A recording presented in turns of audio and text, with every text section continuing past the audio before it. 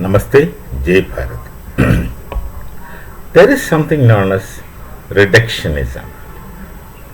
There is also something known as reductio ad absurdum. I am not talking about reductio ad absurdum, which is reducing something to absurdity. I am talking about a different phenomenon, reductionism. Reductionism happens when one approaches anything with a given frame. The given frame may be either borrowed or self-created, and then go into phenomenal world with a frame, and then that's okay, you go to phenomenal world with a frame. In many cases it happens, and then the informations you gather from the phenomenal world you stuff into the frame available to your mind, thereby reducing the reality into your wanted frame. This is reductionism. You already have a frame, and whatever you gather from the phenomenal world outside, you reduce it into your frame to suit your convenience and to get it smooth on your imagination. And this is reductionism. If you come to think of this, you will find many people, perhaps almost everyone except the very refined humans, who are just close to sannyasis. So, except such rare people, most people get involved in reductionism. There are reductionisms on all kinds of levels. For instance, in the house, one member in the house says something and the other member says, "You mean this." The person who uttered it might be not meaning that, but the second person is not bothered to find out. He instantly reduces it into his frame of mind and says, "This is it." This kind of things goes on. I just gave a simple, very basic, rudimentary example to say that these are things that can happen in all kinds of levels, from micro to macro. Micro to macro, correct. There's a saying in Bible, I don't know how many people have heard it, how many people are practicing it. Do not judge. That's very dangerous, to judge. I need not to elaborate it. Do not judge. So once you do this reductionism, the next wrong step is to judge. Reduce and judge. Then form opinions, impressions, etc. These impressions can be very devastating. It instantly and immediately affects our relations in the society, social relations. We have multiple social relations, family relations, social relations. Suddenly someone gets an impression, reduces the whole impression into reductionism and forms an opinion through a judgment where everything goes wrong. You cannot do much about it. This is an attitude or a habit based on the kind of training what one had in early times. So people do all kinds of reductionism. I thought of speaking about reductionism on a different context, but I spoke about reductionism.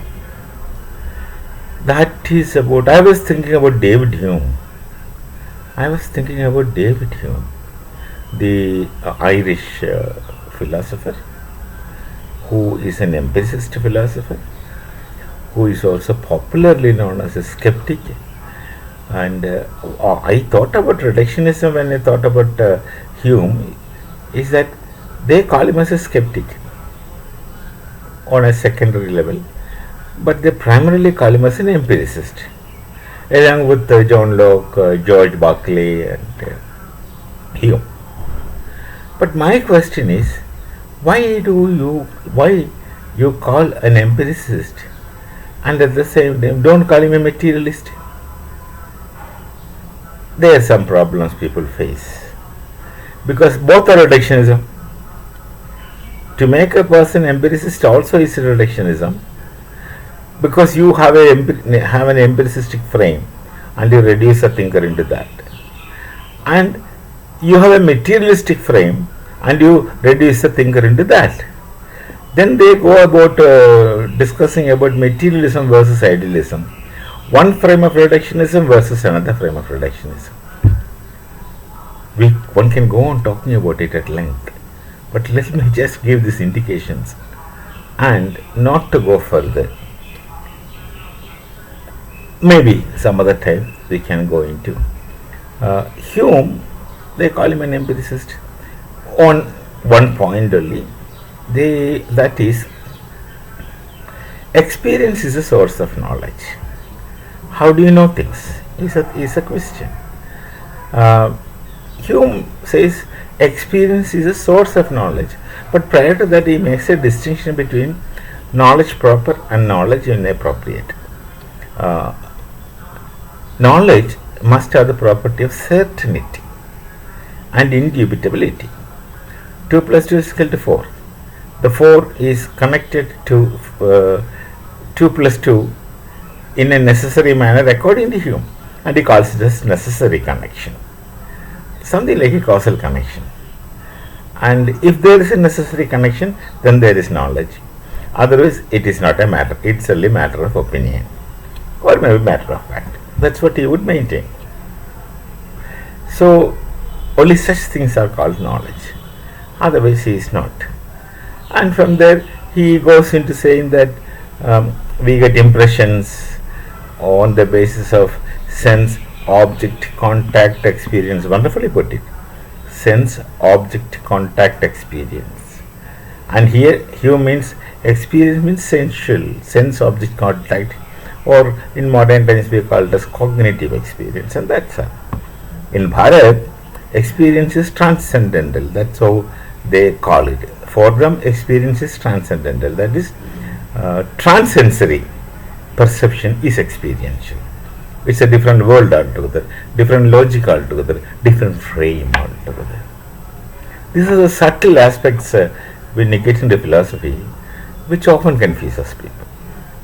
Anyway, then Hume, then he starts his philosophy with a genuine doubt. Then again, even René Descartes also starts his philosophy with doubt.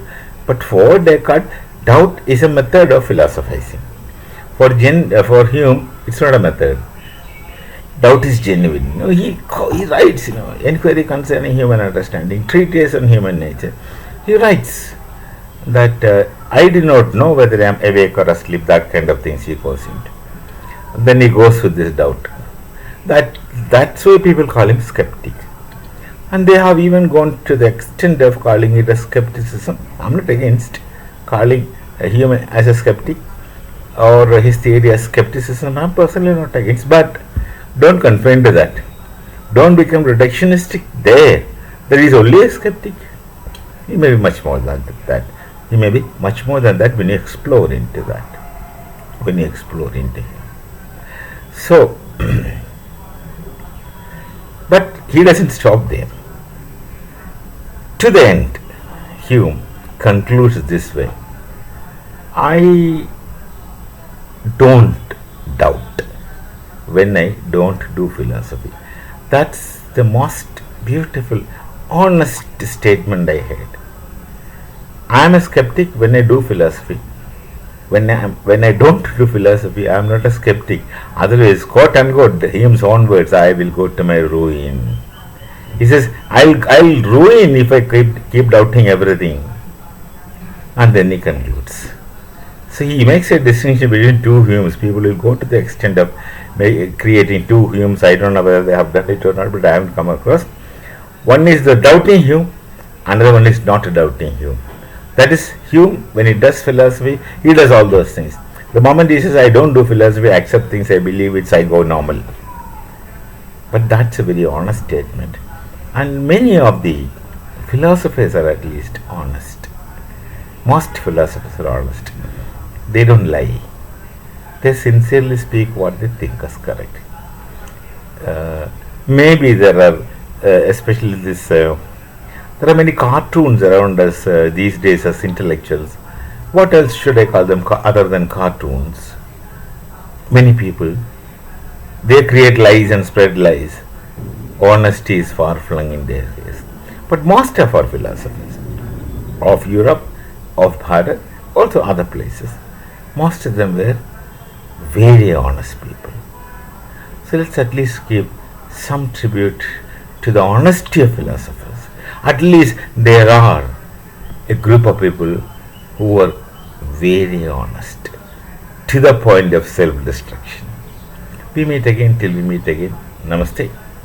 Jai Bharat, Jai Sierra.